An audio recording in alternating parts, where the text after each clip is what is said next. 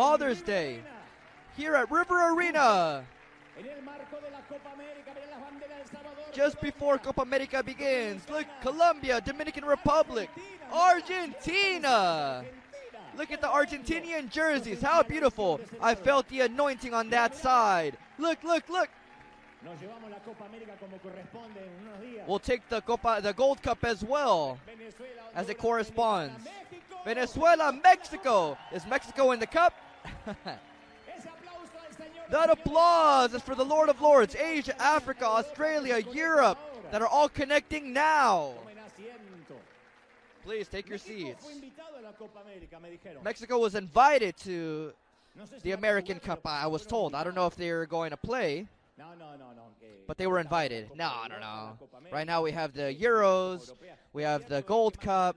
What's true is, beyond all rivalry in soccer, we always joke about it, we unite with this cosmopolitan group of people, different nationalities, the diaspora of so many nations, with this eclectic crowd from so many different countries, and we receive those that are connecting from the other side, that marvelous audience that has been following us since the pandemic, and they're firm there like a bear claw. So thank you for being there. Happy Father's Day once again. Wherever you are, happy Father's Day. May you have a beautiful day. May you all enjoy many blessings.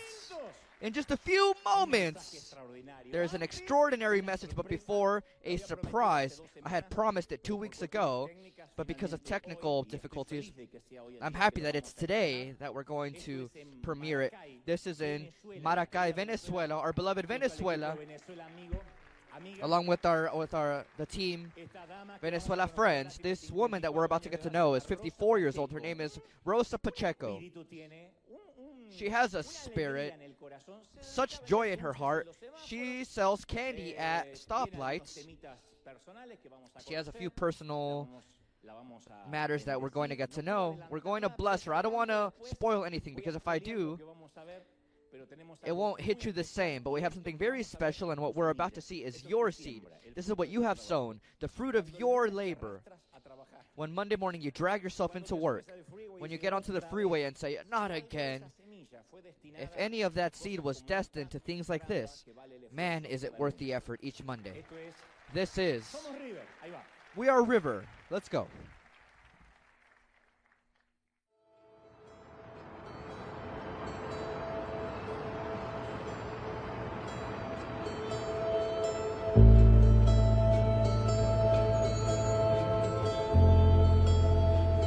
La historia de Rosa realmente nos ha conmovido el alma y el corazón. Es una mujer tan esforzada, tan luchadora, que no ve inconvenientes para salir adelante. Nací en Caracas un 16 de mayo de 1970. Nací con desviación de cara congénita. Me crié prácticamente en el Hospital Ortopédico Infantil de Caracas porque no tuve, otra opción. Mis padres, pues, que fueron muy humildes, siempre tuvieron pasando mucho trabajo. Con su condición física, ella no se detiene, sale a la calle cada día a buscar el pan para llevar a su casa. Cuando estaba más joven, yo trabajaba en Caracas vendiendo zapatos, vendía ropa. Ahí conocí yo a Alberto Maña, el padre de hoy en día mi hija, que tiene 26 años. Mi hija hoy en día es discapacitada, sufre anemia crónica. Mi hija no está conmigo porque yo siempre estuve prácticamente en la calle y mi hermana siempre me ayudó. Imagínate, tengo 53 años, nací en el año 70, tengo 53 años, imagínate todo lo que yo he vivido.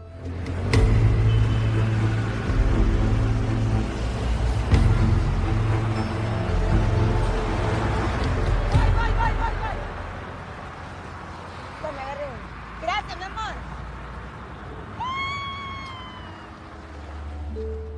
Siempre he estado prácticamente del timbo al tambo, porque no he tenido para dónde vivir. He luchado para obtener mi casa y siempre me han cerrado la puerta. Nadie me quería alquilar por discapacitada. Siempre me veían así como que, no, ella no va a pagar, ella no va a poder pagar.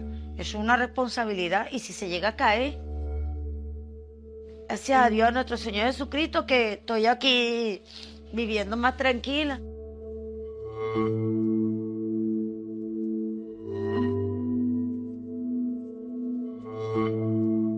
Gracias al señor Miguel que me alquiló esta habitación. Y así estoy.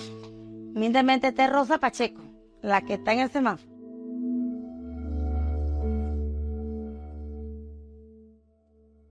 Rosa, ¿qué ha sido lo más fuerte que has vivido? La violación. La violación. Me violaron. Eso es lo que les puedo decir.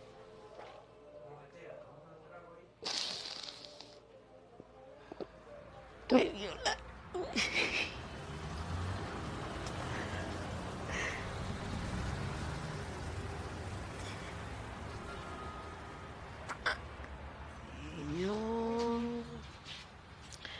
Todo con mucho amor, te digo de corazón, las gracias, Señor. Aquí está el cafecito de Rosa. Yo veo la vida hermosa, la veo esperanzadora.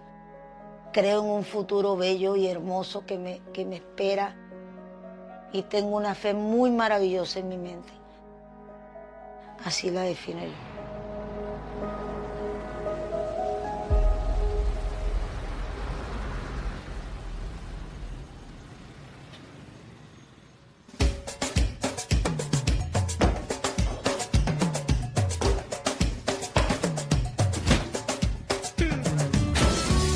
De nosotros se puede decir que estamos un poco locos. Y la verdad es que probablemente lo estemos. Decidimos tomar el riesgo y comprar esta casa a bajo costo. Vimos en ella una oportunidad para poder desarrollar todas nuestras ideas más brillantes y alocadas.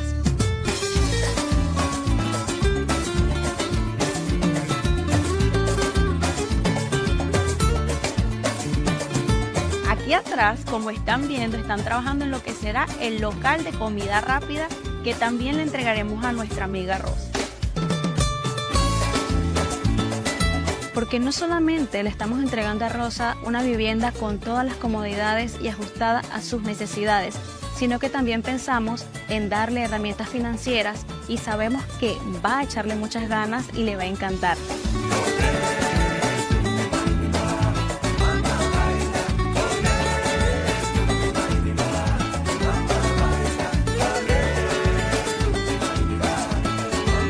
Estamos en la cocina, ya hemos encamisado lo que son las paredes y estamos colocando la cerámica.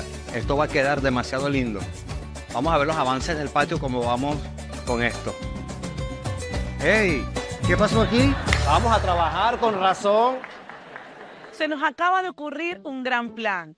Traeremos a nuestra querida Rosa a trabajar con nosotros como parte del voluntariado, entregando cafecito o aguas. Es para solamente hacerla creer que está trabajando para otra familia, pero estará trabajando para su propia casita, una gran bendición para ella y para todos nosotros cuando la veamos acá. Ay, qué lindo, es aquí. Aquí es. No, sí, no. Tenemos una cómplice porque se supone que ella no puede ni siquiera sospechar de que la casa y todo esto es para ella. Así que una de nuestras voluntarias se va a hacer pasar por la beneficiaria y pues para que no haya ningún tipo de duda ni sospecha. Y ya hemos hablado con el equipo de que a nadie se le puede escapar nada y tienen que tratarla como una voluntaria más. Muy agradecida por estar aquí ayudando y colaborando aquí también con todos nosotros. Muy agradecida porque estoy participando aquí, colaborando también, porque yo nada más no pude irme a visitar, no, yo también quiero colaborar porque yo también soy discapacitada y me siento muy fuerte, muy segura de mí misma para poder participar aquí y lo que necesiten yo misma soy. Bueno, ¿vieron qué rico va a quedar este café para mis voluntarios, mis trabajadores? Que esos muchachos son muy echados para adelante, en el nombre de Jesús. Acá voy cerrando y esperaremos el copo. Acá, mira. Tan lindo, que Dios me los bendiga. Este es para ustedes con mucho cariño de parte de Rosa Pacheco. Véngate. Ya está listo, lo hizo Rosa.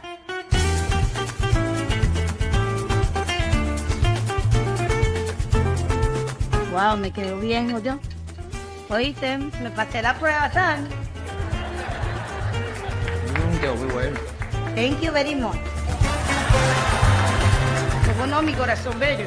Ah, yo soy así, oíste, papito, mamita, corazón, con mucho cariño. Mucho cariño con Rosa Pacheco.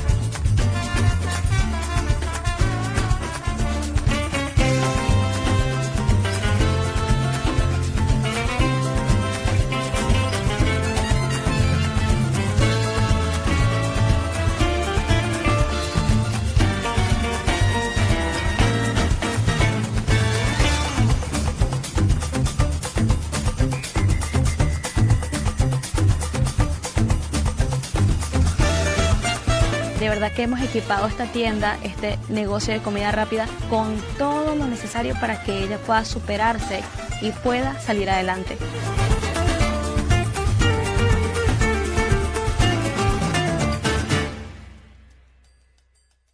¿Qué te motivó a estar acá en River? Bueno, el servir, El voluntariado. el voluntariado, estar aquí, ayudar. Dispuestos a bendecir a esta familia que viene adelante a recibir este Esta regalo. bendición, ¿verdad? Claro. Es hora de nuestro Señor Claro. Jesucristo. Eso sí Sí. es verdad. Porque esto nos llena Wow. el corazón, el alma, la vida, todo. Qué bien, qué lindo. Excelente. Ari, después que te conocí me motivó los otros 3 días que viniste a servir café. Gracias. Ok, les voy a contar algo, pero quiero mantener el secreto porque ¿ah? Con ética. Con ética. ¿Y qué pasa? Que esta casa es para Rosa y ella no sabe. Esta casa es para Rosa. No puede ser, de verdad. Esta es la casa de Rosa Pacheco No puede ser. y ella no sabe. No, no te sabes, mía. Pero le vamos a dar la sorpresa. Le damos a la sorpresa. Nosotros tres le damos a la sorpresa. ¿Está conmigo? Sí, sí. ¿Le damos a la sorpresa? ¿Me da la mano? ¿Cómo no? ¿Sí? ¿Le damos a la sorpresa? Las llaves con la carta y las llaves de la casa. Se va a bajar Stephanie con el ramo de rosas. Y en el ramo de rosas vamos a meter una carta. Dentro de la carta van a estar las llaves. Se bajan rapidito, caminan hacia Rosa y le entregan el ramo de flores con las llaves de la casa. ¿Bien? ¿Están conmigo? ¿Bien? Mamá, mucho cuidado porque yo con emoción que estoy con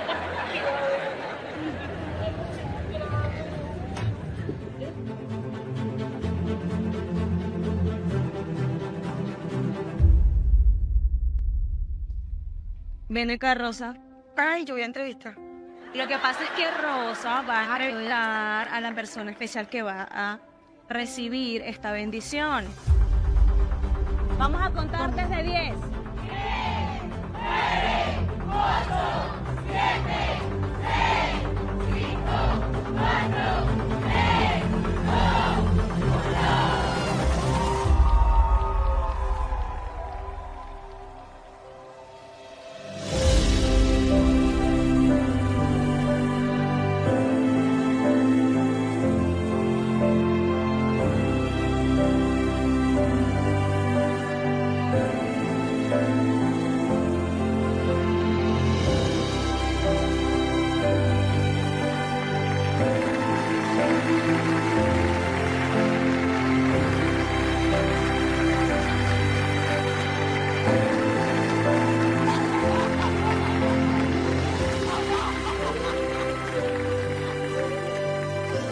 Ay, mamadita, mamá. Ay, gracias, Dios. Mamita, mamita, gracias.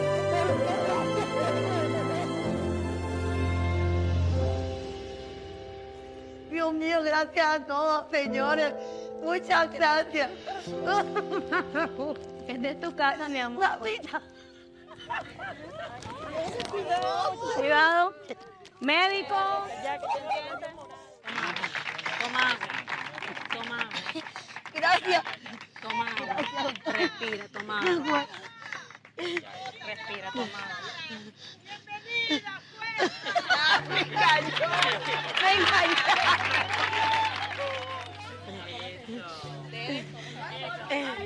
Dios me lo bendiga. Gracias a Dios, Señor Jesucristo. Gracias, Dios mío.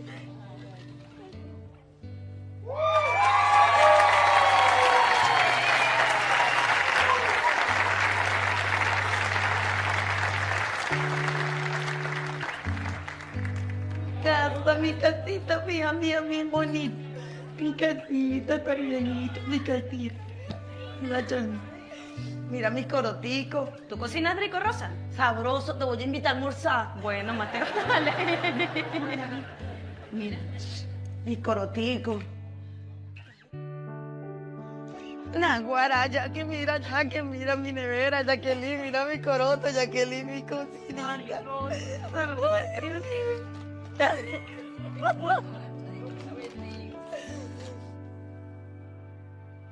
Permiso.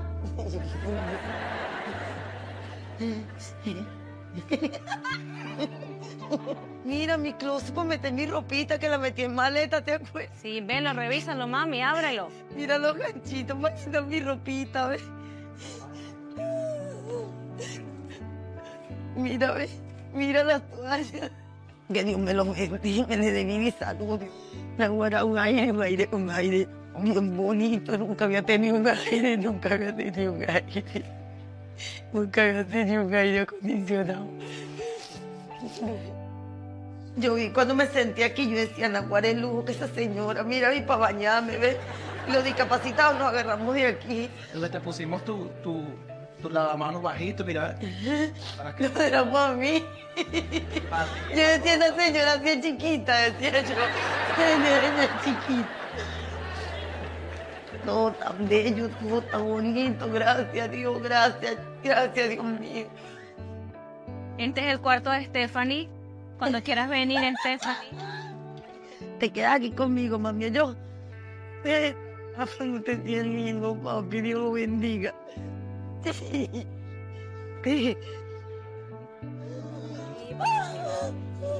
Mira, ma. Mira, ma. Que lavadora para lavar mi cubrecama, mamá. Negocio, Rosa. No vi el negocio. ¿Tú no has visto? ¿Lo has visto? El negocio de la Yo decía cocina. Vamos a esperar. Sí, vamos a ver. Hace rato. No sabía, mami.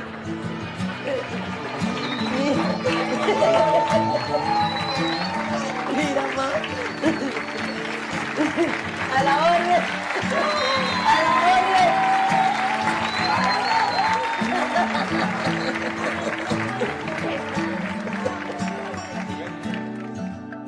Rosa, mamá, mira.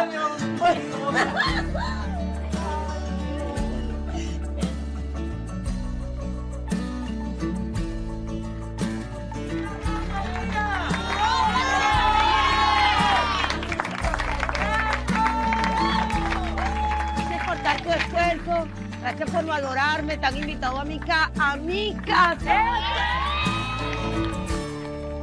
Ración de papas fritas. Aros de cebolla, ración de pequeños, hamburguesa especial, de Rosa, o sea, yo.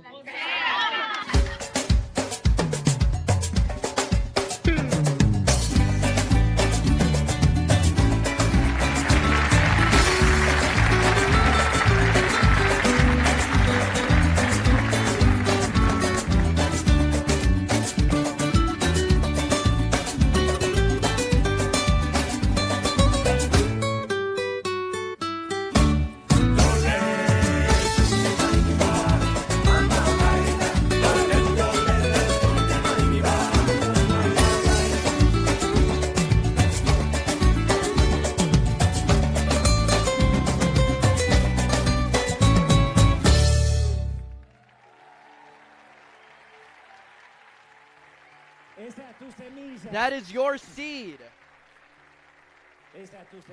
That is your seed. That's why I always say that we don't announce it continually, even in this moment. We have many of these dreams. What we were doing in Cuba, we finished it. We'll show you soon. There are other things that we're doing very similar to this in Chiapas. Whether we show it or not, if we don't show it all together, this is all being done. And that's what a church should do, which is to sow and give. As you might have seen, we bought her home. We bought it. We sent the resources. We renovated it completely. We paid for the labor. We gave them work tools.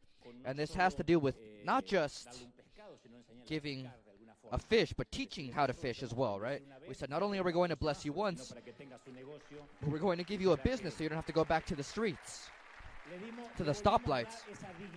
So we gave her back that dignity, right? It's marvelous. When on top of blessing someone with a home that she would never be able to have on her own, we were able to give her dignity. So that is your seed. That's what you have sown. And it's moving, of course. This is church. Thank you, people. Thank you for sowing. Thank you for giving. And to those that are on the other side, thank you so much. It's so moving. Man, is it moving. Well, are we ready? Let's dry our tears. Today's message is amongst those that I have once preached, and it has a very special place in my heart. It's the message, it's the last message that I would preach to my grandchildren if I had to preach one last message.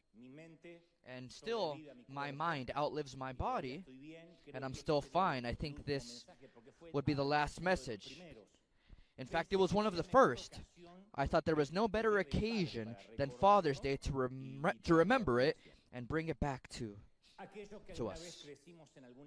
Those of us that once grew up in a church or a congregation, drawing sketches on the pews, drawing on the hymn book, I think we all had a moment where a preacher impacted us for the first time. Back then, there was no Sunday school where the children would be sent to a different place. No, we all had to be there, and we would get bored. The great majority of times, we would get bored until one day somebody came and touched us. And through the dozens and dozens of boring sermons, there's always one that calls to our attention as an adolescent, or at least in my case. I remember that moment in my times as an adolescent. There were never guests that would come to our congregation. You could spend an entire lifetime in the church pews without realizing that other churches existed around the planet. We thought that we were the only ones that were saved. We would always say, such a big heaven for so few people. On top of it all, heaven was still working on its installations to receive us. There were 50 of us that would go to heaven.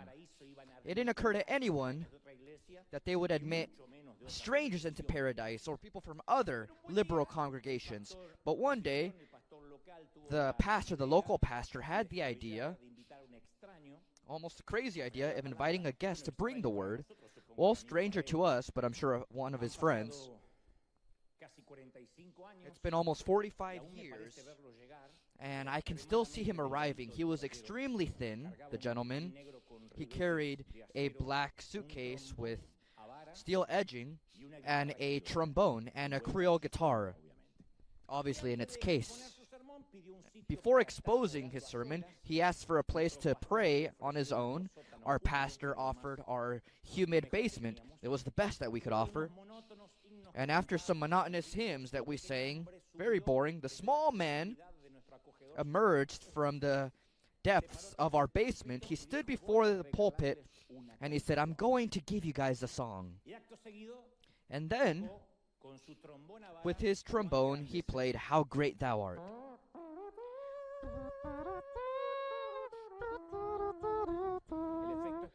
The special effect comes with the offering.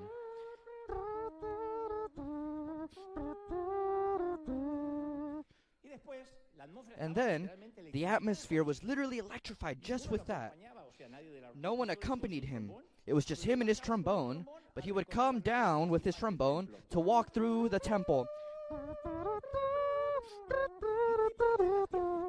And you would get goosebumps. You would get literal goosebumps.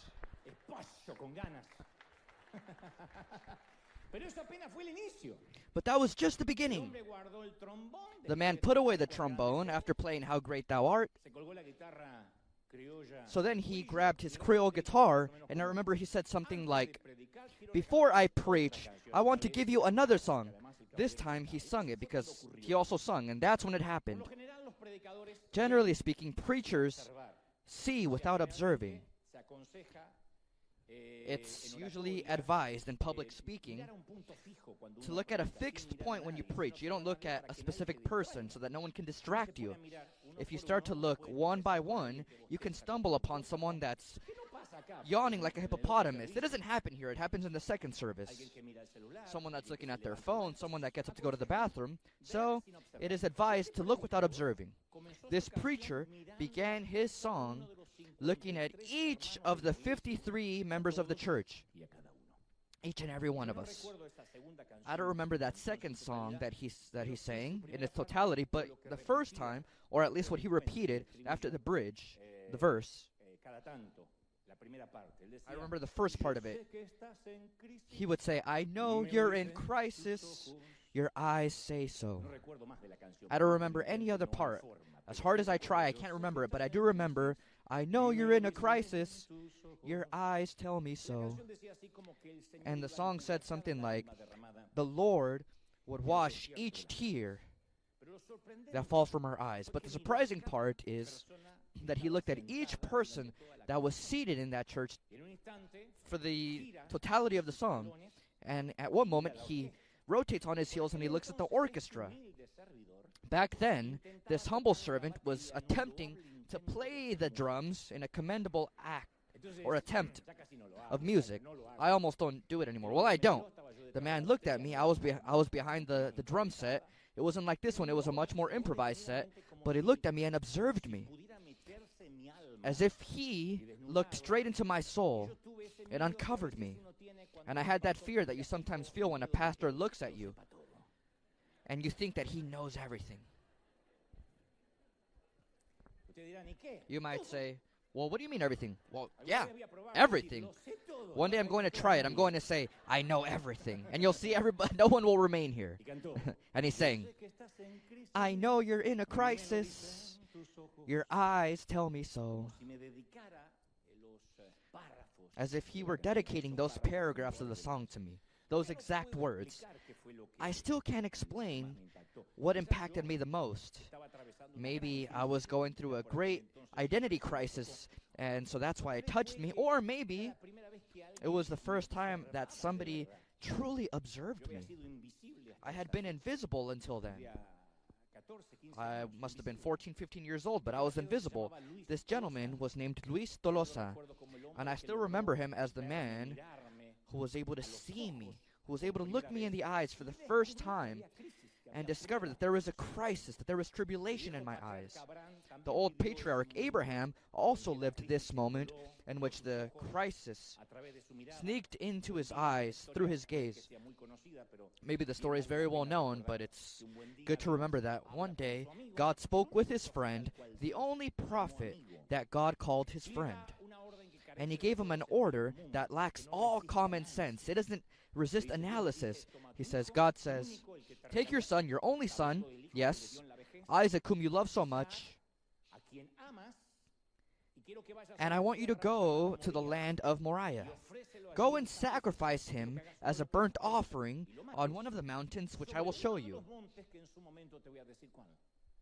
I want you to kill him there."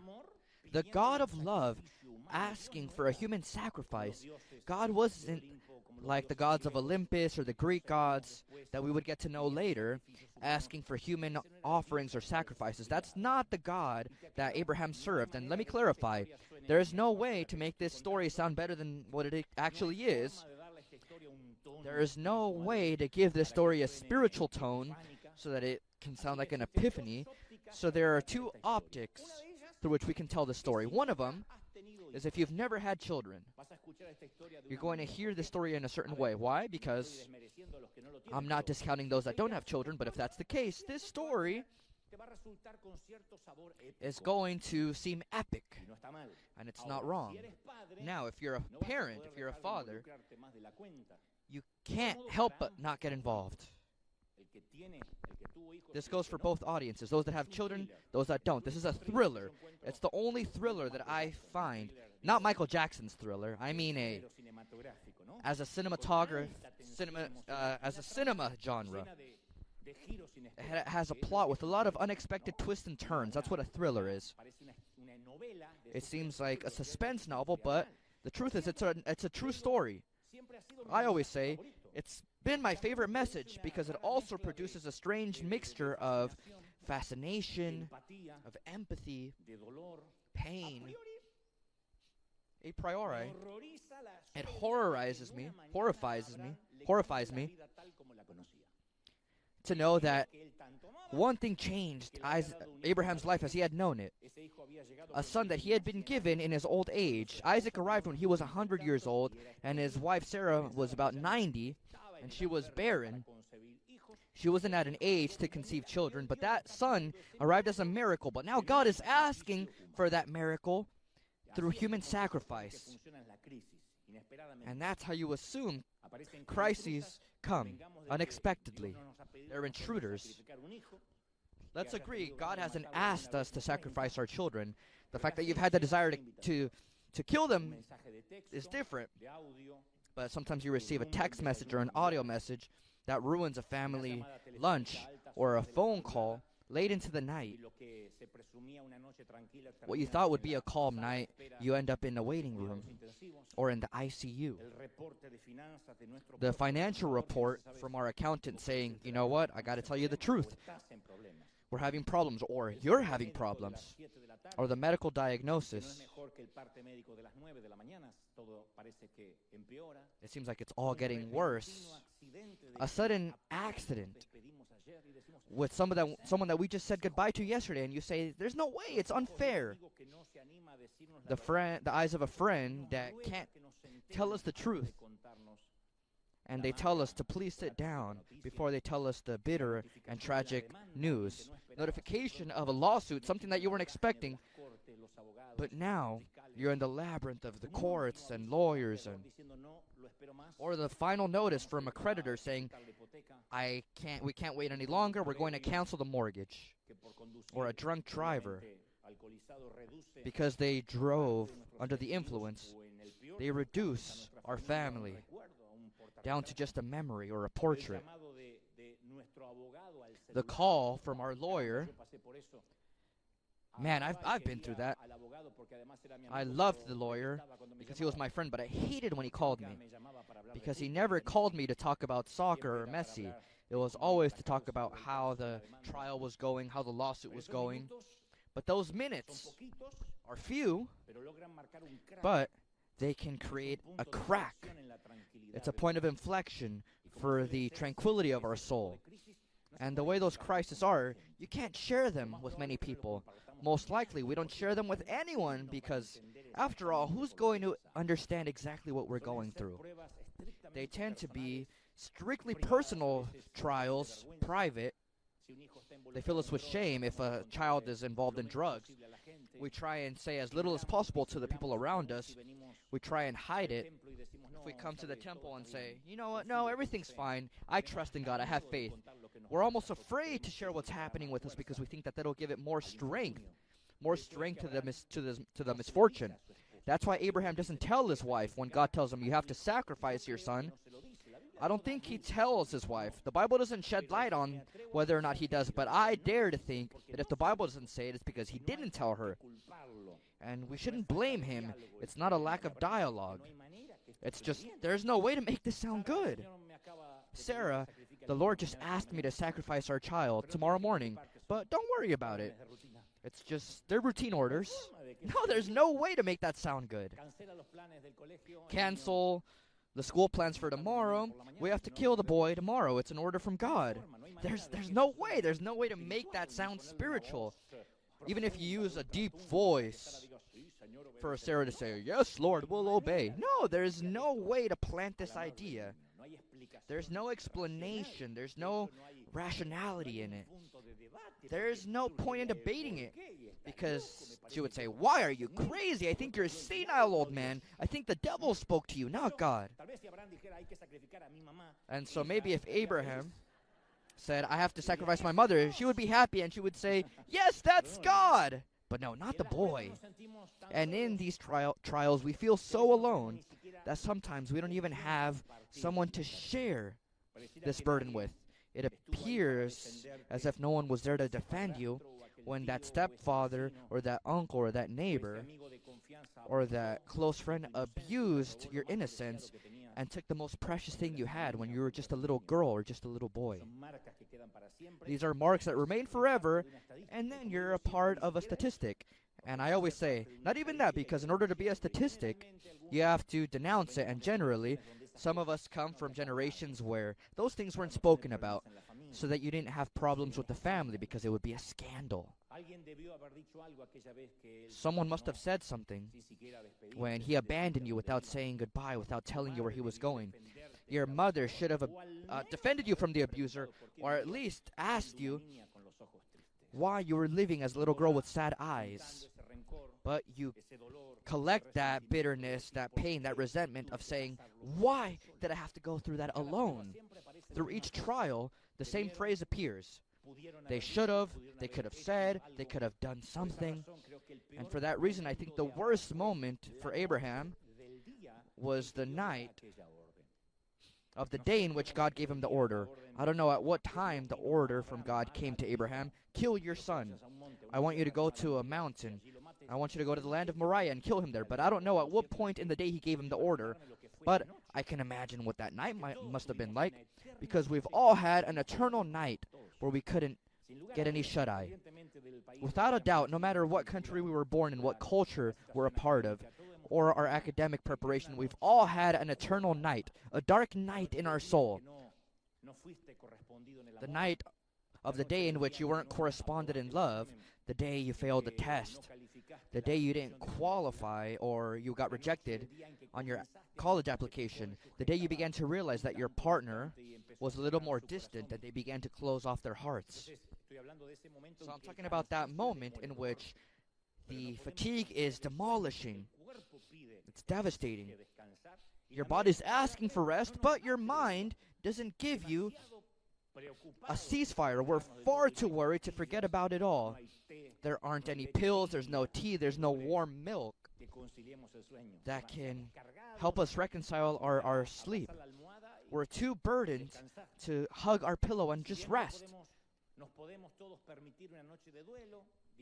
We can all allow ourselves a night of mourning. They say that mourning is a part of the process when you lose someone, but we can't live as if your life remained in that eternal night and you never wake up. We can't be stagnant there. Let's remember that when God gives Abraham the order of sacrificing his son, imagine if he went into a depression where he didn't want to get out of bed the next morning. Sarah says, "Hey, old man, are you going to get out of bed?" No, what God told me late yesterday doesn't make sense. I'm going to stay here. He had hundreds of reasons to not want to wake up the next morning. Maybe some of us would have locked ourselves in to pray, at least, or we would try and negotiate a plan B with God, a second option, an alternative.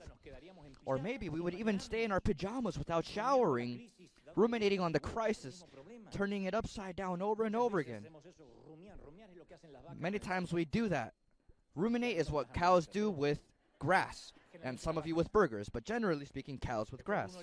It's when you read and reread and reread the medical diagnosis once and again, as if something's going to change. And we learn it by memory, the words of those that offended us. And he told me this, and how dare he say this? This is the phrase he used, and we repeat it. We listen to the audio, or we see the video again in our mind of when they disrespected us, when they hurt us. I can tell you so much about that because I'm very imaginative, I'm a visionary, and I've battled against that for a great part of my life. When something hurts me, I sometimes try and see the details again and see how it happened, and I'm like a victim, like Puss in Boots, like the cat in Boots. That's when you make the worst night of your soul eternal. What should only be one night or 2 nights, then become months or years. Of course, this isn't what happened with Abraham. Abraham woke up very early. He tells his young son that we assume must have been 11 or 12 years old. We know this because later we've realized he carries things on his back, and a little baby couldn't do that, so we assume he's 11 or 12 years old. So Abraham tells Isaac, come with me, we're going to give an offering to Jehovah. And the boy doesn't think much of it. He says, yeah, it's a day out with Dad, I like it. The place where God sends them is 3 days away, 3 days and 3 nights away. There aren't any trains, no planes, no buses. They have to walk there. And it's precisely during that walk, during that journey, that something begins to occur. In parallel, but in the cosmos. When I once preached this, people asked me, well, how do you know this happened in heaven? And my answer is, well, it could have happened. But what gives me credibility to say this is that I've been through many crises. And I know this is what happens in heaven. In heaven, from when Abraham goes out with his son on this 3-day journey to Mount Moriah, I'm talking about the module of mortals, not in the module of time in heaven. It's very different to ours. I don't know how it is, but it's different. In the module of time of mortals, there's atypical movement going on. News that the patriarch Abraham has to sacrifice his beloved son came like a cold bucket of water to the angels. They couldn't believe it. Some were in shock. They can't believe that God gave his friend that order. There are 2 specifically that are shocked. According to theologians, they could have been angels with Hispanic blood. Warriors. Worrisome. Gabriel and Michael. So Gabriel says, this is strange. Very, very strange. So God, the one that gave this prophet this son in his old age, we were witnesses when God said, don't laugh, Sarah, because you'll give birth to a son. And she named that son Isaac, which means laughter. That boy is those old people's laughter, and now he has to kill him? And Michael says, you think it's weird? It's so weird. No way. Because he was an urban angel. No way. Get out of here. From what we know, the other angel says, from that son, there would be many, many millions of descendants. We heard a promise from God that God would make a huge nation from that boy. And the angel asks, maybe Abraham made a mistake and ruined it all? Maybe we were in a mission and we didn't see it. But maybe God, who sees it all, maybe he saw Abraham mess up. No, as far as I know, I don't think so. There aren't any registries here in heaven that the old guy Abraham did something that displeased the all-powerful God. But on the surface of the earth, the small caravan with the man, 2 servants, 2 helpers, and the young boy, they arrive at their destination. Mount Moriah, after 3 days, emerges as an enormous giant in a barren valley. The wind blows endlessly. Abraham knows that what's about to happen, he has to do privately with the son. His son can be the only witness. He doesn't want anyone else to see what's about to happen. So he tells his servants, you know what, you've made it this far. I'll continue alone with my son. One of the servants says, you sure, boss? You don't need help? If not, send us and we'll help.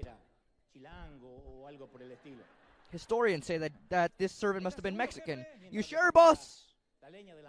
While he was untying the firewood, Abraham says, let the boy carry the firewood. He's strong enough. We won't take too long. We'll worship and we'll be back. And it's always fascinated me, that phrase that Abraham said, we'll worship and we'll return. He keeps the plural. He knows that his son is going to die on the summit of the mountain according to God's orders, but he says, we'll worship and we'll return. The angels are recording this moment in their memory. They're watching everything that happens. In about 1,000 years, they'll see another young man go up on this mountain in sacrifice, but with two different meanings. This young man who will come 1,000 years later will not be 12 years old, he'll be 33 years old, and instead of carrying firewood, he'll carry a cross. So they try and record that moment. It's the first impactful moment in heaven. And each step to the summit seemed as if bunches of lead were being encrusted in his old legs. The man doesn't go up the mountain as if he were an athlete. He's an old man. He's 112 years old, or 113 or 114, no less than that. He's extenuated. He's exhausted.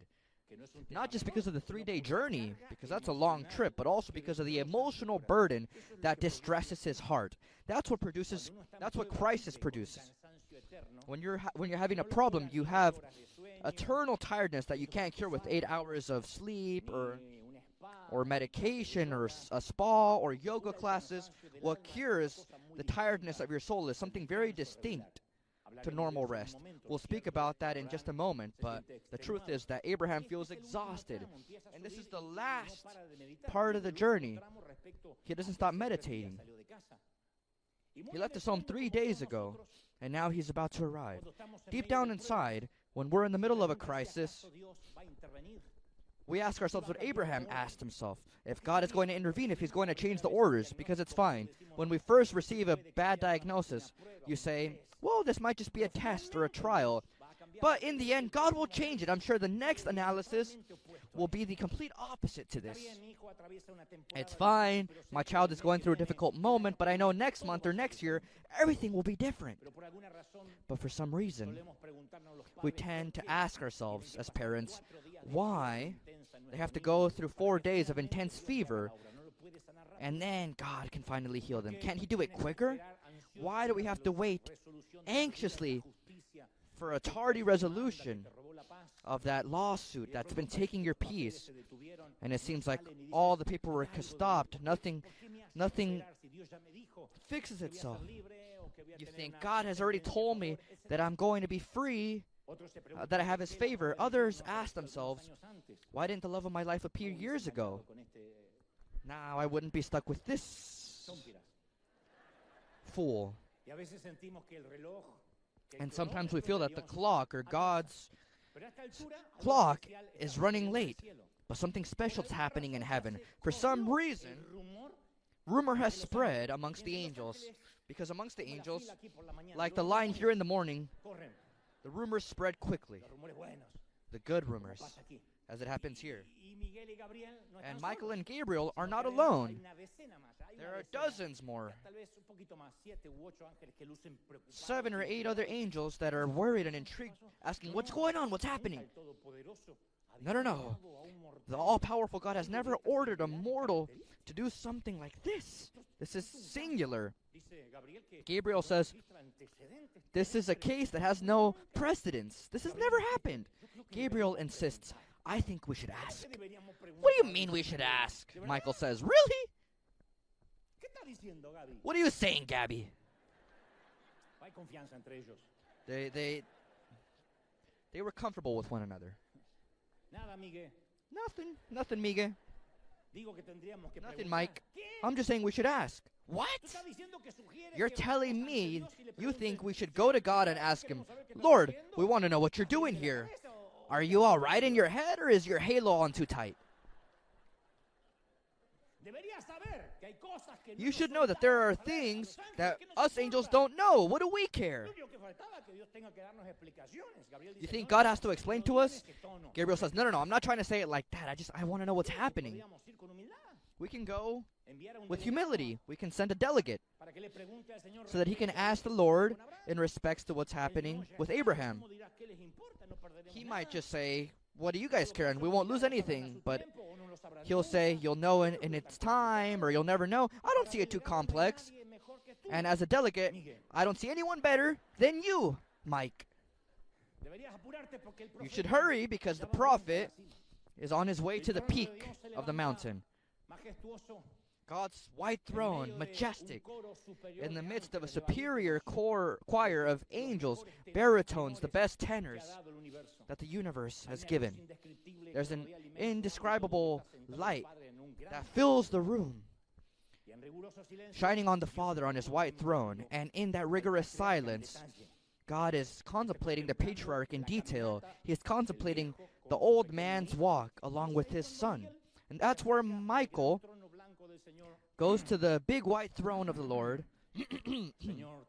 Lord, all-powerful. Look, you know what? Forget it. Sorry. Bad idea. No, what's going on? You don't have to answer if you don't want, but it just so happens that,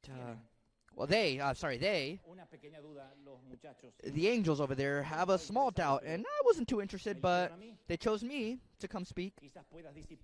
Maybe you can dissipate our doubts.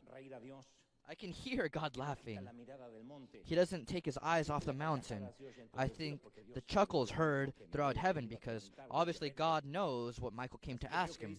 But I think he says something like, tell the rest that they have nothing to worry about. It's just a crisis. It's a trial of my servant's faithfulness, and I will not allow him to harm the boy. Oh, Michael. His wings relaxed. He felt that his heart came back to the right spot. A crisis. That's it. It's just a test. It's just a test. It's just a test. Michael immediately spreads the word. Everyone is calm. Hey, guys, false alarm. It's just a test. God is in control. He's not even upset with Abraham. He said it's just a trial. And as he always tends to say, he will not put a burden greater than what his children can carry. It's marvelous. What's more, along with the trial, he will give the exit. And Gabriel asks, do you know what the exit from this is? No clue, but there's an exit. God has it. However, Michael feels some trust and he asks again, Lord, you're just trying to prove if the patriarch is capable of sacrificing his son, is that it? God says, no, of course not. No, it's not that. I never doubted that he would give me his son. He's been walking on that earth for 3 days now, on his way to sacrifice. So then what is it? Well, it's just about what he'll do up next. I've waited for this moment for more than 112 years. The angels take a deep sigh of relief. They don't know what God is waiting for, but at this point, 200 of them are observing profoundly what's about to happen on Mount Moriah. Now there are 200 angels. Stay here, Michael, God says, and I'll tell you when you should let my friend know that he should not kill his son. Woo! Imagine the angel hearing that phrase, because just because he was a delegate, now he is going to be the communicator of the news. He is in charge of telling Abraham that he should not kill his son as soon as God gives Michael the order. Meanwhile, on the surface of the earth, the wind continues to blow strongly. The elevation makes the oxygen thin. It's the summit of Mount Moriah. Abraham's silhouette can be seen on the horizon. He's supporting himself on his arched cane. He just arrived, very fatigued, to the highest part of the mountain, and he lacks oxygen, he lacks air. He's aware that he can't extend this agony for much longer. It's been 3 days and 3 nights of travel. So he knows that it's time to build an altar. If there's going to be a sacrifice, there has to be an altar. And so the altar is built with large stones down below, medium stones in the middle, and smaller stones up above. It's almost like a flat bed where you would place, in theory, a lamb and then sacrifice it. So the man will be in charge of the larger stones, and he tells the young boy to carry the smaller stones. Young boy, help me. We're going to build this altar. And while the old man lifts an enormous stone, he carries each stone over to the altar. He feels that God is further and further from what he's used to. And that's what we feel when we're working hard during the week. And the situation doesn't change. He's carrying the stones, and he believes that the Creator, for some reason, has decided to ignore him arbitrarily. Meanwhile, his young boy whistles while he carries the small and medium stones. But he has a stone in his hands and in his heart. That bitter sensation of feeling alone in the middle of nothing. That hunch that you feel when you know that you're working hard, it's as much as you can do, and you feel that God is further than ever. And he also believes that after this last stone that corresponds to him, it's getting closer for him to tell the young boy. For 3 days, the old man has been meditating what words he can use to tell the young boy. How can he tell him that he has to kill him? And especially when that murder is in the name of God. Homicide is homicide. Whether it be for religious reasons, whether it be for reasons because of an epiphany from God. Homicide is homicide. There's no way to make it sound good. He's also thought a lot about Sarah, his wife. The boy's mother, how will he tell her? He's not sure that she'll understand it too easily. Maybe she'll complain because he didn't tell her. She'll say, hey, I thought we were a team. I thought we were in this together. It's not just your son, it's our son. Maybe Sarah might say something like, I wish I would have been there in my son's last moments at least. But Abraham knows that that would make the agony worse or longer. But we can't judge Abraham too quickly. Abraham's not used to these transactions. He doesn't kill children periodically. 112 years of life couldn't prepare him for this precise moment. So Abraham says, Isaac, come here. We have to speak. And the young boy is intelligent and eager, but he knows something's wrong. He's been suspecting it for days, and he thinks he knows what it's about. And so I think the young boy speaks first, and he says, no, Dad, you don't have to speak. I know what you're about to say to me. And honestly, I understand it, and I can understand it. The old prophet is terrified, mute. He puts his hand on his heart, and he looks for a big stone to sit on. I hope this is quick because I can't spend too much time like this. While the young boy continues smiling, he says, no, really, Dad. It seems as if nothing tragic is happening in the boy's eyes. I think Abraham, seated on that stone, he must be thinking, did God already deal with his heart in these 3 days? Son, you're telling me that you knew the whole time what's happening or what's about to happen? Abraham asks incredulously, not believing what his son just said. And his son Isaac says, yes, of course. You're Dad. And you always try and have everything under control. But I always knew something was wrong. But really, I don't mind. I know you forgot about the lamb. I can go get one.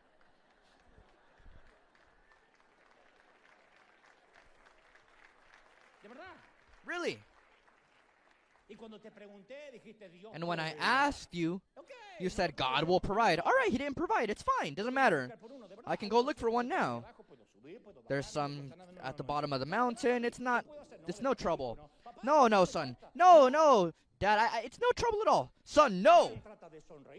Abraham tries to smile, but he can't. It's not about a problem of bad memory, son. I'm old, but I'm not senile. I would never forget a lamb, much less if it's a sacrifice to Jehovah. You know that I've always tried to have all the answers, and I don't want you to ask anything, but just listen to what I'm about to say, yeah? The young boy is petrified. He's never seen his father so serious, so confounded, and Abraham opens his mouth. Well, but he can't find the adequate words.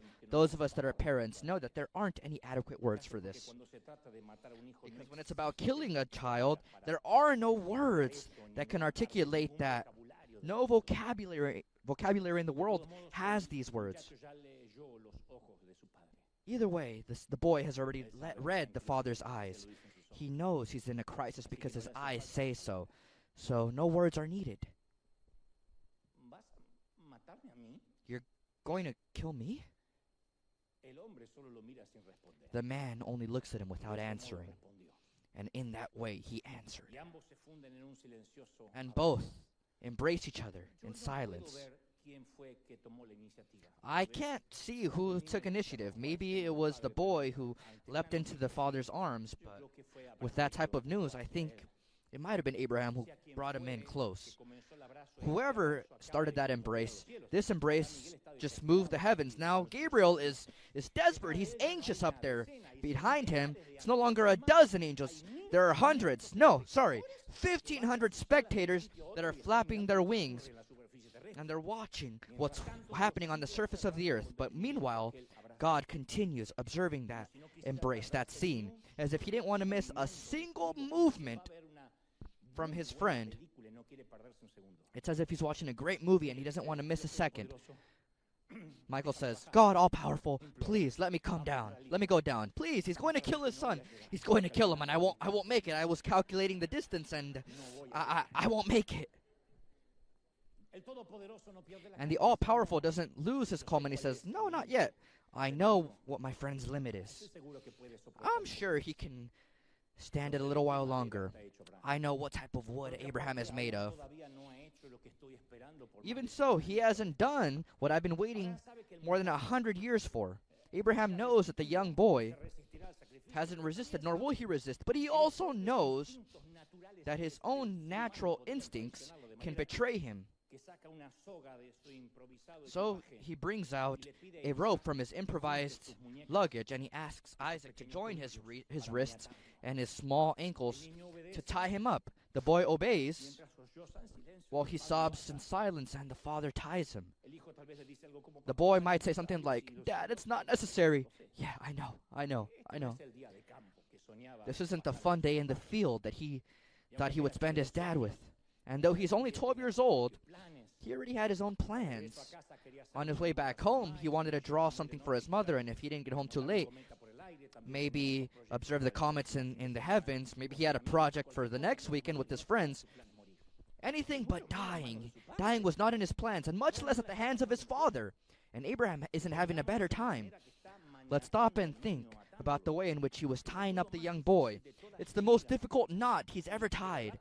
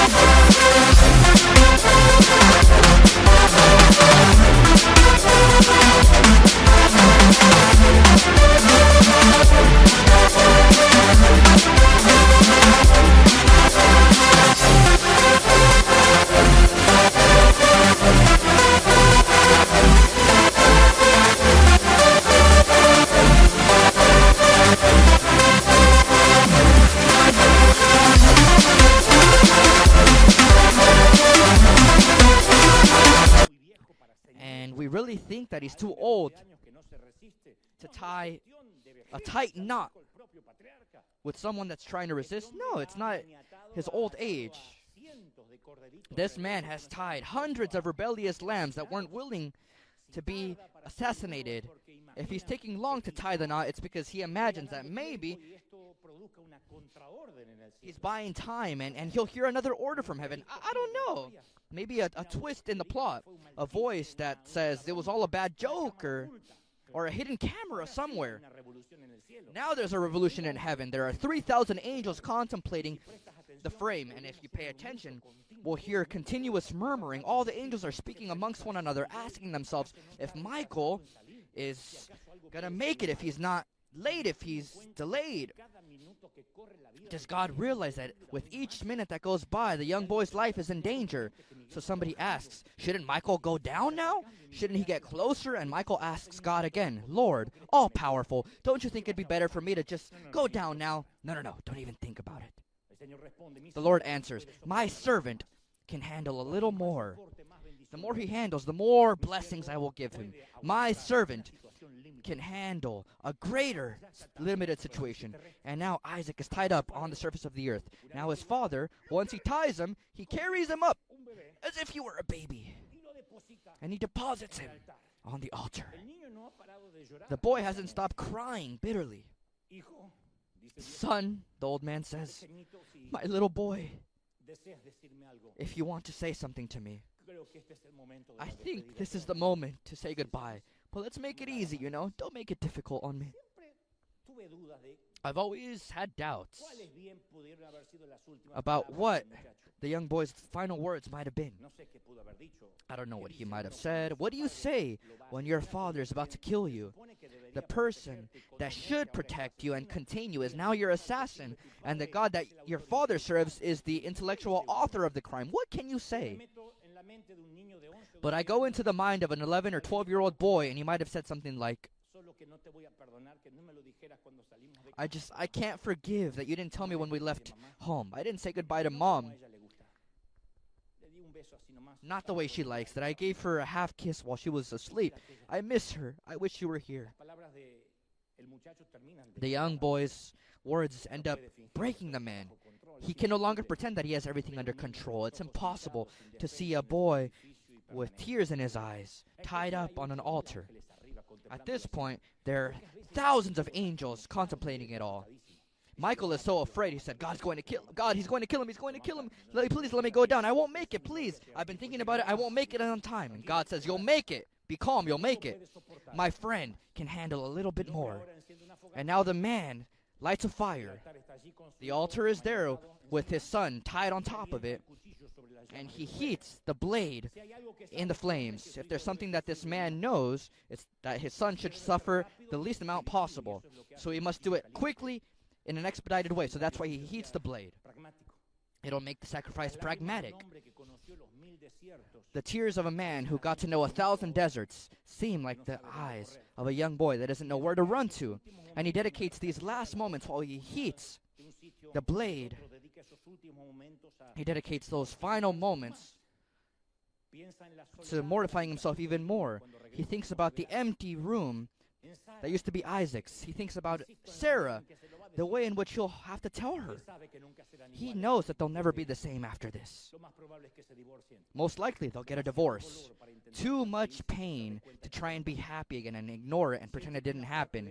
He feels that a piece of him will die along with the young boy, and that he'll breathe the breath of death, and that he'll remember this moment with each breath left in his life. He'll be a dead man walking. And of course, what any parent would say, I would take his place. Tell me I can take his place. I would do it. I would do it with all the pleasure in the world. We've said it when we watch our children suffer. Parents have said it when a child is going through cancer or leukemia. Please let me take their place. Abraham considers that it might have been better to not have a son. Yeah, if he could choose all over again, to rewind his life and choose a barren wife, a barren womb, or have this child, he would choose the first option. To have never known Isaac. No, God can't fill a crib to then empty it. God can't promise you a child, fill the home with laughter and joy to then later take it from you. So while he's immersed in his thoughts, heating up the blade of the knife, the boy who's over here says, Dad! He can't see his dad because he's laying down and he can't see him. He says, Dad! Dad! The boy's shouts abruptly interrupt Abraham's thoughts. The boy says, Dad! Dad! And with each shout from the boy, God begins to get up from his white throne. But he does it slowly, like a citizen that hears the first notes of their national anthem. The Lord stands, and more than 10,000 angels take several steps back. God is on his feet, while the boy says, Dad! Daddy! The prophet doesn't want to hear his son. He doesn't want to hear him, but not because he doesn't love him, not because he doesn't care for him. He just doesn't want this agony to extend. The boy insists, Dad, we forgot about something, and he implores desperately. The man ignores it. He fears the worst. What if his son says, please untie me, I don't want to die tied? What if he says, no, I'm not willing to die? Or maybe he asks him, Most likely, he asked for the opportunity to say goodbye to his mother. This would extend the agony at least another week. 3 days and 3 nights to go see mom, and then 3 days and 3 nights to come back with mom against it all. No! That's not a good idea. So he thinks, please let him be quiet. And he pretends that the wind doesn't let him hear. He doesn't want to be between the sword and the wall, and that's when God speaks. But not in the way that we might be thinking. God still doesn't allow Abraham to hear his voice. His voice doesn't cross into earth. He only mentions a phrase that I think can be heard throughout all heaven. Let's go, Abraham. Listen to your son. Do the right thing. I've waited for this moment for a long time. And Michael says, please let me go down. Please, let me. No, this is the home stretch. I need to go. I'm not going to make it. He's going to kill him. And instead of this being a test, it's going to be a tragedy. You're wrong. The best part is yet to come. My servant can handle a little bit more, but I have been waiting for this, the Creator says. Come on, Isaac, insist a little bit more. Come on, your father has to hear you. And though the boy shouts and screams mixed with the sound of the wind, the father knows that he can't ignore him much longer, not if he insists. Dad! Dad! So, irately, he deposits his blade into the firewood and he comes close to his boy. Dad! What? You're going to kill me, right? I wouldn't say it that way. It's an offering to Jehovah. All right, but we haven't worshipped. You said we would worship and return. You promised that we would worship, and we haven't sang a single song. Imagine that. You can tell that this immature boy, this immature child, life didn't have enough time to teach him when you should sing.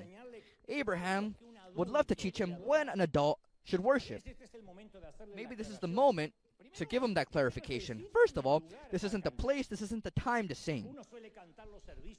You sing during Sunday services when you are wearing your best perfume and your best clothes, when you know they're observing you. Maybe you sing when you're in the choir, or when you direct or lead worship, or when they're recording you, or when you pose for the pictures.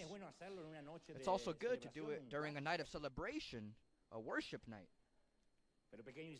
But little Isaac, a mature adult, doesn't sing during the burial of a loved one. You don't sing after you see the negative analysis from the medical checkup, or if it's positive in the case of cancer. Much less do you sing when that illness takes your life, or when the debts are too great, or when the IRS sends you a letter. You don't sing. So someone should tell the boy that you only sing during services on Sunday. That's what we do. We come here on Sunday, we sing, and then we don't sing for 6 days. Nobody sings Monday morning, nobody sings on Wednesday, nobody sings on Thursday, much less while you're going through a divorce, much less when they deny your adoption.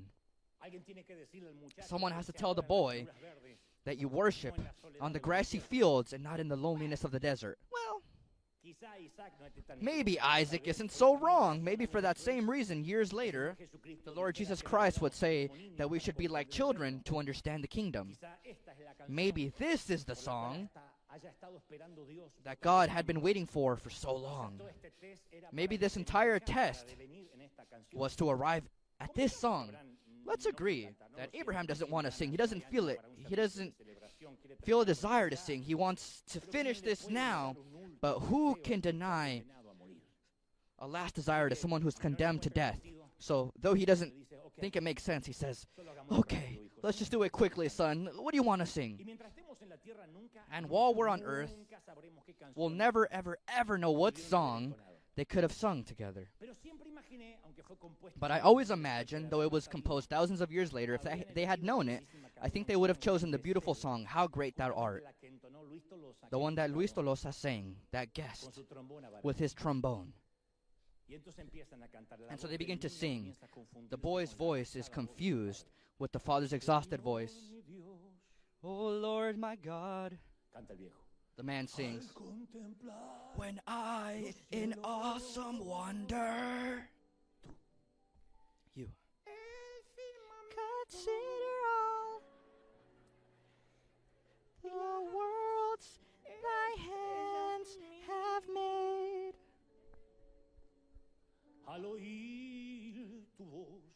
I see the stars. I hear the rolling thunder. Thy power throughout the universe displayed. For a moment, he tries to forget. Try to forget these two singers and elevate your gaze. God is smiling. He's been waiting 112 years for this song from Abraham. Shh, listen. Hey, listen. This was the purpose of the crisis. You see it? See how you do it? See how different this sounds from empty religious songs that some say they sing for me on Sundays?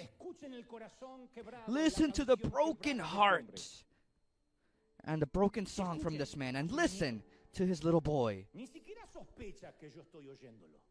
He doesn't even suspect that I'm listening to him, but even then he's singing to me. Oh, it's a balm for my ears. I love broken vessels of perfume. Is that enough, Isaac? No, Dad, let's sing a little bit more, the young boy implores.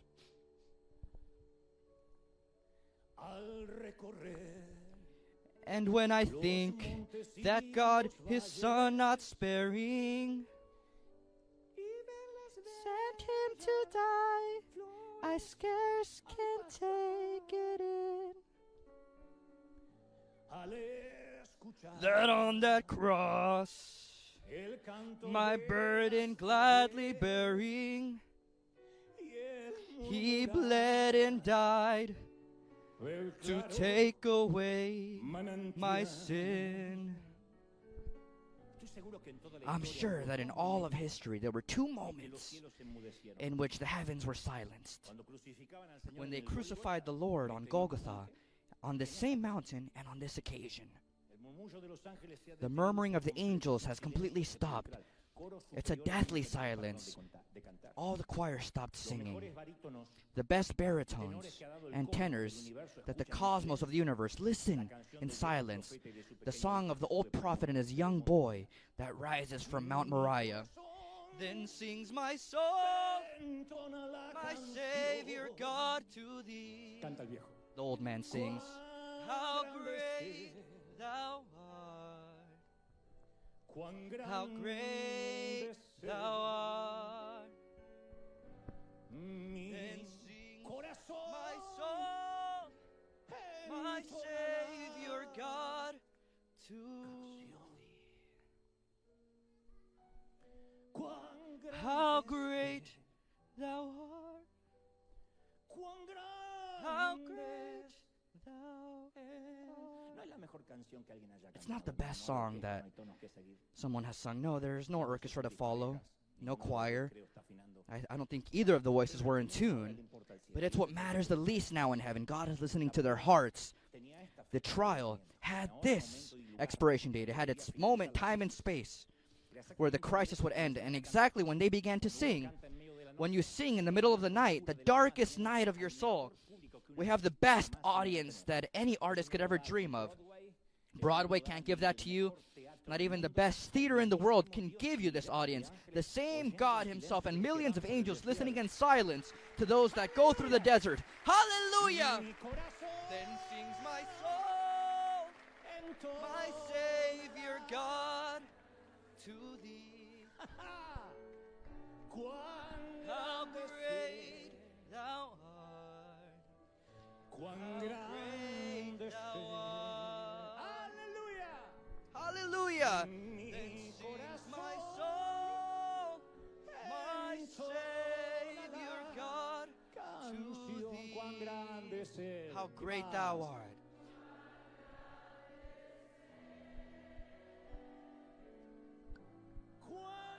How great thou. Abraham says goodbye to his son with a kiss on the forehead. He whispers something in his ear. We aren't able to hear it. Maybe it's something like, I'll see you soon in heaven. And now he thinks this should end once and for all. And that's when God tells Michael, I don't think they'll continue singing. You know what? Go down. Tell him to stop the murder.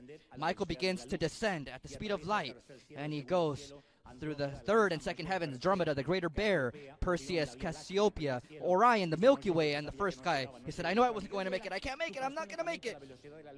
And while he descends at the speed of light, he says, I know I wasn't going to make it. I should have left sooner. And Abraham brings the blade over to the young boy with his eyes closed, and he's waiting for the impact. Michael thinks he's not going to make it on time, that maybe he left too late. Maybe he won't be able to stop the inevitable, the decision from the prophet. And so he goes through Mercury, Jupiter, Uranus, Neptune, Mars, the moon, and he thinks that he's not going to make it. More than 20,000 angels are cheering him on, cheering on Michael so that he can make it to planet Earth on time. Finally, Abraham says, I have to bring down the dagger. That's it, it's done. And when he brings down the dagger, the shout from the angel says, Abraham!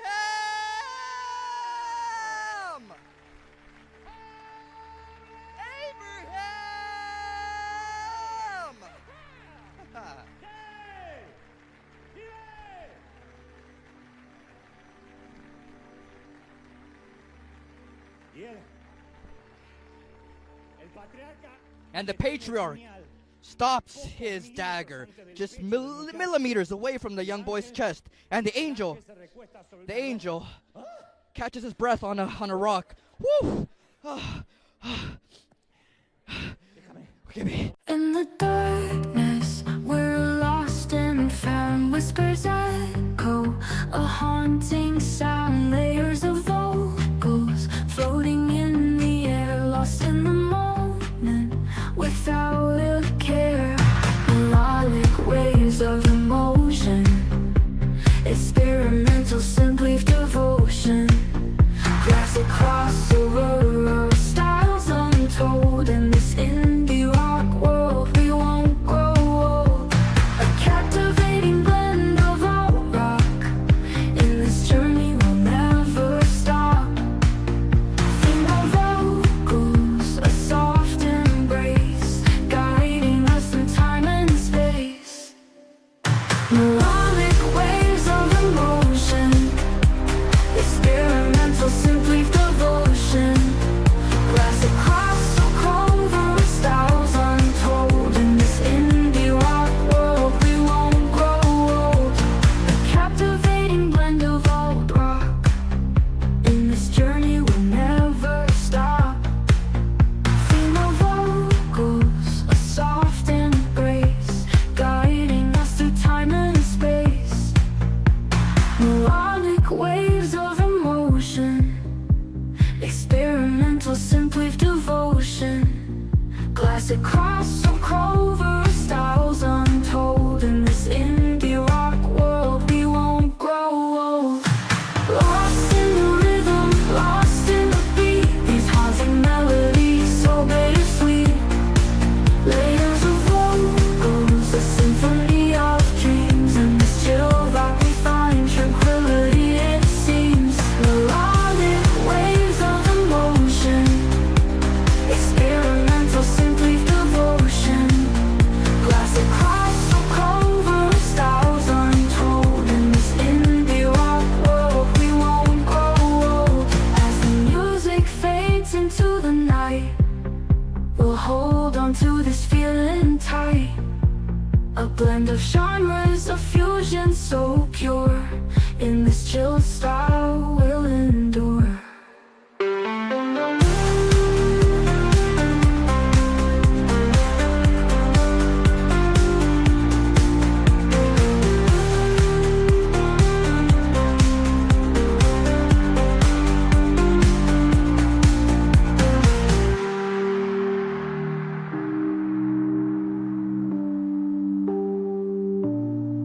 As the music fades into the night, we'll hold on to this feeling tight.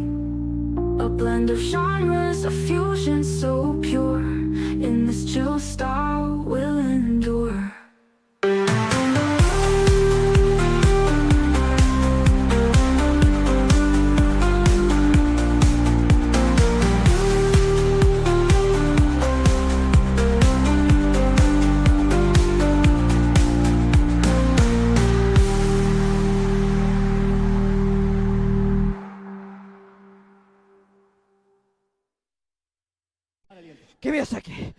Let me catch my breath. Oh, that was a close one, old man. Man, wow. I have a message.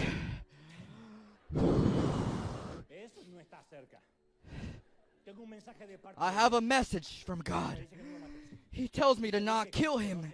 God knows that you fear him and that you haven't denied him your son. We would pay a fortune to see the face of the prophet. That's the exact same expression that you'll have when the angel shouts your name in the middle of the crisis this week. And he says, don't give up. Don't surrender. Don't let your arms down.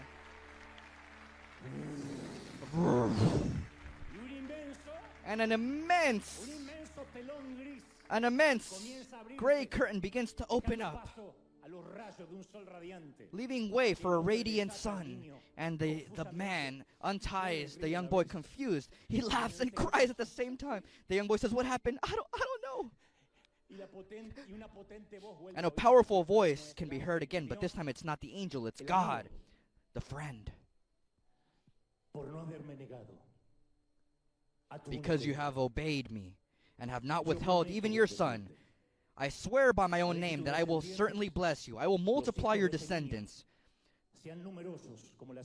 The children of this boy will be as numerous as the stars in the sky and the sand on the seashore. Your descendants will conquer the cities of their enemies, and through your descendants,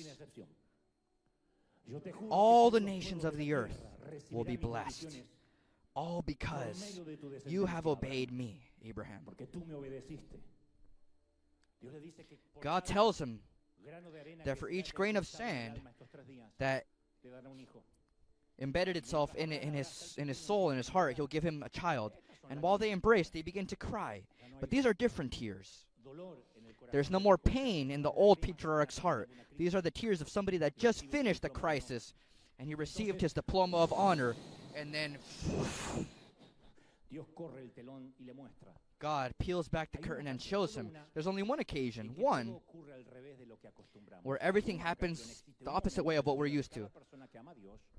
There's a moment in the life of each person that loves God where this person won't applaud heaven. There's one moment where the heavens are allowed to applaud and cheer on man. No angel can have this experience.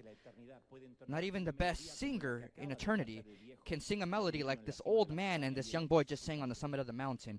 In these circumstances, so Abraham lifts his eyes, and now he sees 50,000 angels, a whole stadium, more, 60, 70,000. It's Camp Nou, filled, a stadium filled with winged beings applauding on their feet.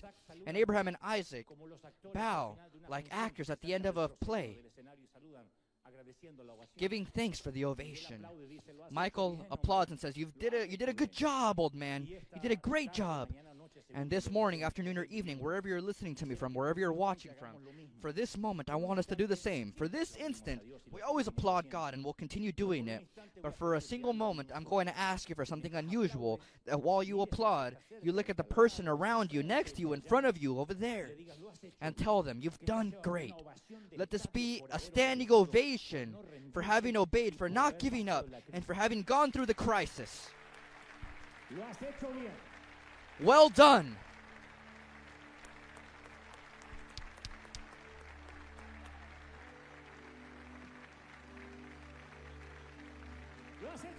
Well done. The heavens applaud on their feet. You've done well. Well done. You've done well. No. That applause has to be a standing ovation. It has to be a goal in the final.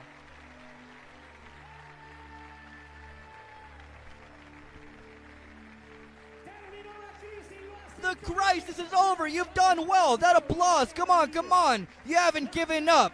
You haven't thrown in the towel. It has to be a goal in the final. Let's go. Come on.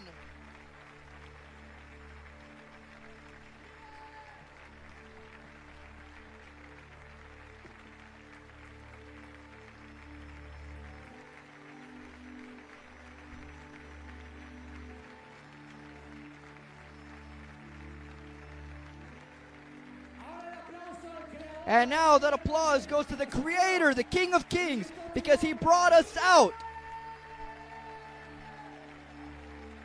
And He wrote your name in the book of life.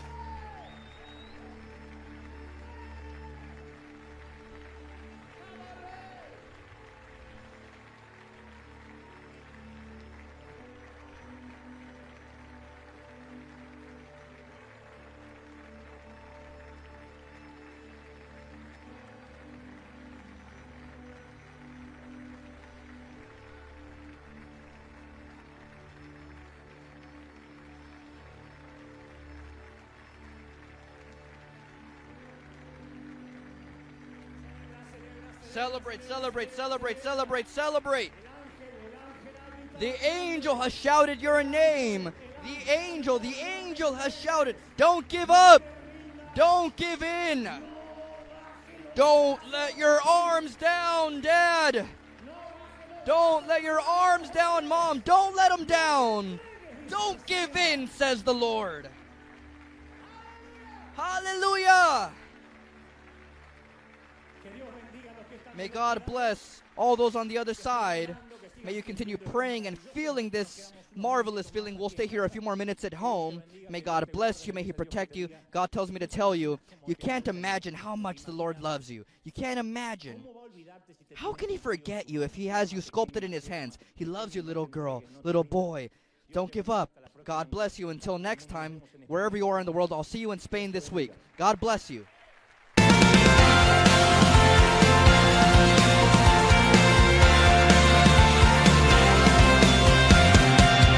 Apareciste una noche de soledad, abandonado y perdido te reconocí. Tu voz diciéndome no temas, yo estoy aquí. El Padre me envió por ti y me curaste las heridas, me sanaste, mi Jesús. Todas mis cargas las dejaste allí en la cruz. Algo tan grande no lo puedo comprender. Oigo tu dulce voz diciéndome una y otra vez: oh, oh, oh, oh, eres bienvenido, eres amado una y otra vez. Oh, oh, oh, oh, bienvenido a River, eres amado.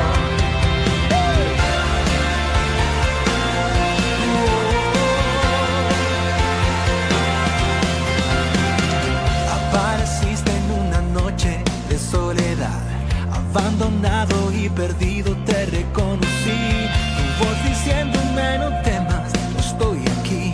El Padre me envió por ti y me curaste las heridas, me sanaste, mi Jesús. Todas mis cargas las dejaste allí en la cruz.